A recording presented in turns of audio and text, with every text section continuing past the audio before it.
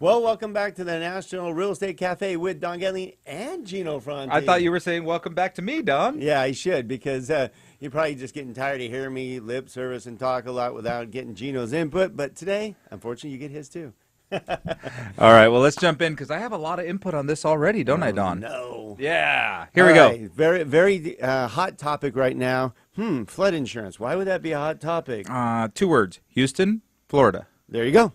All right, so the National Flood Insurance Program, NFIP, basically was extended. You probably didn't even know it was going to expire, but it has been extended for 3 months. We call that what? Kicking the can. That's what our government loves to do. So they've extended it. They've kicked the can for a little bit. Obviously, they couldn't really renegotiate something important at the most important time. But what they do is they handle flood insurance for most of us because private companies don't really participate too much in the flood insurance world. All right, so I'm going to skip through all this mumbo jumbo, but this is the important part. Why is National Flood Insurance important to you?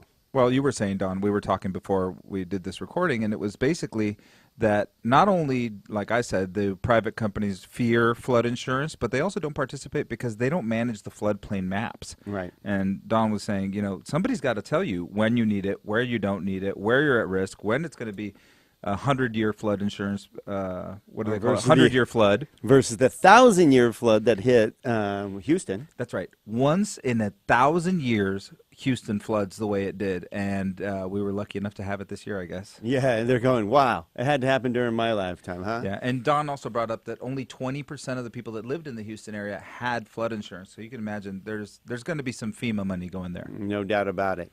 So it's important. We figured it was a hot topic to let you know what they even do and why, if you hear about it, it's important, especially with the hot topic about the floods in Houston and Florida. And our prayers are out to those and the families and everybody else having to deal with this catastrophe.